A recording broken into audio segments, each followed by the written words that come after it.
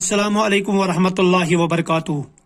کہتے ہیں کہ سات حسن ہوتا ہے، اس کے بارے میں اسلام میں بھی بہت ساری جگہوں پر دلیل آئی ہے کہ جب کوئی انسان کسی وقت کچھ رب سے مانگتا ہے تو آنن پھانن ہو جاتا ہے۔ اسی طرح ایک بزرگ ہمیشہ الہی عافیت بڑی کثرت سے کہا کرتے تھے۔ ایک دفعہ لوگوں نے اسے پوچھا کہ اس کی کیا وجہ ہے کہ تو ہمیشہ الہی عافیت مانگتا رہتا ہے؟ تو فرمایا، میں حمال تھا۔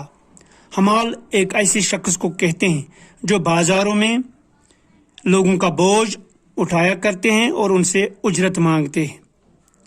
ایک دفعہ میں نے گندم کی بوری اٹھائی تو تھک گیا اور منہ سے یہ دعا نکلی، الہی مجھے بغیر کسی محنت کے ہر روز 2 روٹیاں دے دیا کر۔ تھوڑی دیر کے بعد 2 آدمی آپس میں لڑتے ہوئے دیکھے۔ میں نے ان کو چھڑانے کے لیے گیا تو ایک نے دوسرے کو مارا تو اس کی وہ ضرب میرے منہ پر پڑی۔ اتنے میں پولیس آ گئی اور ان کے ساتھ مجھے بھی پکڑ کر لے گئی اور مجھے لڑائی میں شریک سمجھ کر ان کے ساتھ ہی جیل میں ڈال دیا گیا۔ جیل میں ہر روز 2 روٹیاں ملنے لگی۔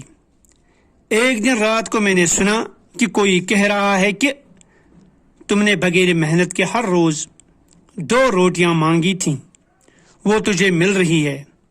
اگر تم عافیت مانگتے، اگر تم رب سے اپنے لیے رحم مانگتے تو عافیت ملتی۔ میں نے اسی وقت کہا، الہی عافیت، الہی عافیت۔ صبح آنکھ کھلی تو میرے بے گناہ ہونے کی دلیل ظاہر ہوئی اور مجھے رہا کر دیا گیا۔